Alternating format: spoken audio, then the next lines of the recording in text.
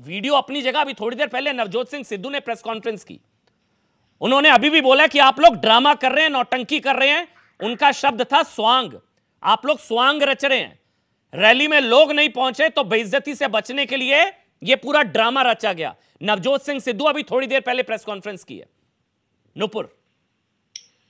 अमन जी नमस्कार, आपको, सभी पैनलिस्ट और सभी दर्शकों को एक दो चीज मैं कहना जरूर चाहूंगी। सबसे पहले तो रैली ग्राउंड में कोई था नहीं था, इससे रोड ब्लॉकेज का क्या मतलब है? और अगर नहीं था तो कांग्रेस की पंजाब सरकार की पुलिस जाने देती मोदी जी को, क्यों रोक के रखा? रोड तो ब्लॉक थी, तो आपने भी देखा, मैंने भी देखा, पूरे विश्व ने देख लिया, देश को जोड़िए। दूसरी बात मैं कहना चाहूंगी, ये स्वांग था इनके। राहुल गांधी के मुंह के ऊपर फोन कैमरा की लाइट फ्लैश हो गई थी 2019 के लोकसभा चुनाव के दौरान। आपको भी याद होगा, मैंने भी डिबेट में हिस्सा लिया था उस जमाने के अंदर। किस तरीके से प्रेस कॉन्फ्रेंस करके चिट्ठियों पे चिट्ठियां जारी करी जा रही थी अमन जी, कि किस तरीके से उनकी जान को खतरा है। अरे यहां तक कि अगस्त 2018 के अंदर जो हवाई जहाज राहुल गांधी को लेकर चल रहा था, वो गंदे वेदर के हिसाब से थोड़ा गड़बड़ा क्या गया, जिसको टर्बुलेंस कहते हैं, वेदर टर्बुलेंस, तो उन्होंने पुलिस कंप्लेंट जारी कर दी थी। हाँ, वो अलग बात है अमन जी कि दोनों इन शिकायतों को वापस ले लिया था कांग्रेस पार्टी ने, खासकर उसकी जो ये फोन कैमरा की लाइट से मुंह पे लाइट पड़ रही थी राहुल गांधी के। मैं पूछना चाहती हूँ, अगर इनको भारत के प्रधानमंत्री की सिक्योरिटी के अंदर जो उल्लंघन हुआ है, सुरक्षा को उल्लंघन हुआ है, ये इनको ड्रामा लगता है, तो मैं तो उल्टा सवाल बोलूंगी। आज हरीश रावत जी कहते कौन सा बम फट जाता, उसके ऊपर से इनका एक सीनियर पदाधिकारी कहते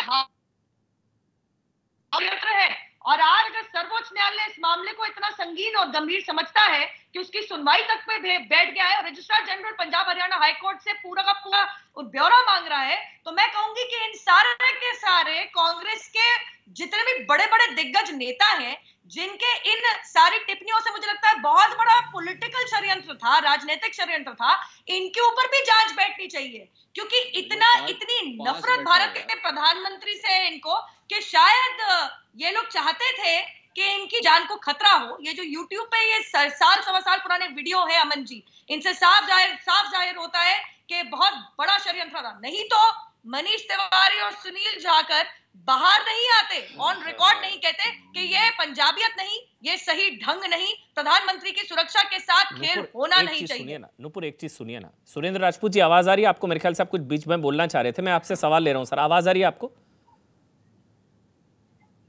सुरेंद्र जी, आवाज आ रही है आपको?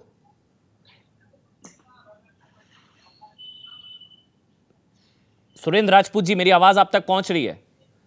उनको दोबारा से कनेक्ट करिए, मेरे ख्याल से आवाज उन तक नहीं पहुंच पा रही है।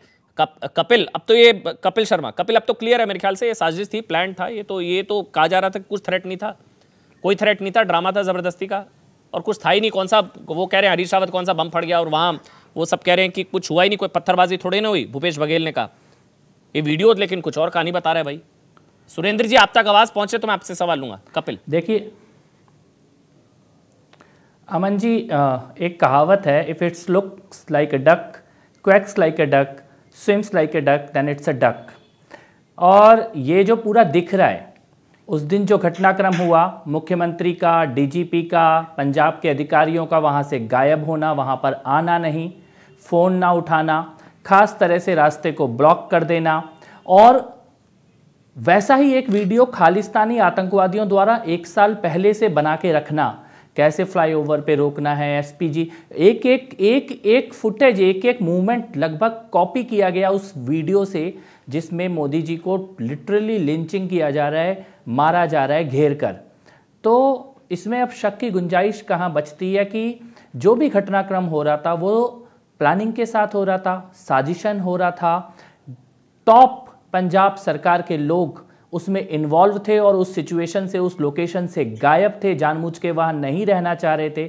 वरना जो मुख्यमंत्री ये कहते हैं कि मैं कोविड पेशेंट के पास आने के कारण पीएम के प्रोग्राम में नहीं आया, वो अगले दिन भरी पब्लिक में घूम रहे थे, प्रेस कॉन्फ्रेंस कर रहे थे बिना मास्क के। इसका मतलब कोविड रीज़न नहीं था, साजिश की जानकारी होना, षड्यंत्र की जानकारी होना, ये रीज़न था। और ये एक बहुत बड़े सवाल खड़े करता है। आज भारत के उच्चतम न्यायालय ने पंजाब के सारे डॉक्यूमेंट्स को, सारे एविडेंसेस को सीज करने का, सुरक्षित रखने का आदेश भारत के सुप्रीम कोर्ट ने दिया है।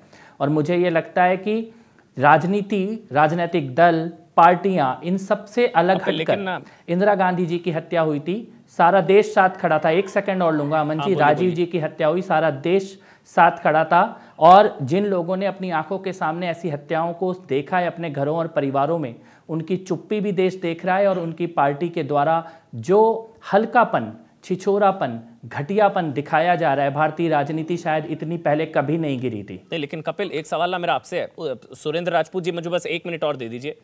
कपिल, ये तो आप अपनी नाकामी नहीं बता रहे मेरे ख्याल से, ये आप अपनी नाकामी नहीं बता रहे हैं। मतलब आप कह रहे हैं पूरी प्लानिंग हुई, साजिश हुई, 2020 से वो लोग तैयारी कर रहे थे और आके ये कर भी दिया उन लोगों ने। ये तो आप लोगों की नाकामी है फिर।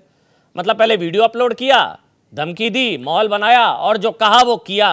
तो ये पे इंटेलिजेंस एजेंसी, सिक्योरिटी, ये सब कहाँ था फिर? कुछ नहीं था फिर तो। नहीं,